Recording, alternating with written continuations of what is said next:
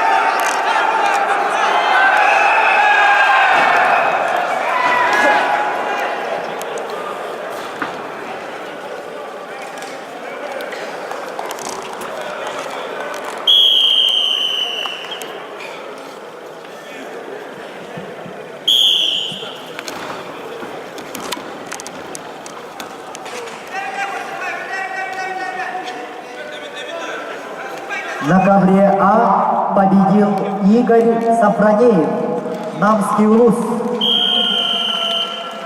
Приглашаются Николай Константинов, региональный центр спортивной подготовки, Черопчинский институт физкультуры и спорта, Иван Борисов, Северо-Восточный федеральный университет, школа высшего спортивного мастерства. В этой весовой категории Артем Сивцев, свободный.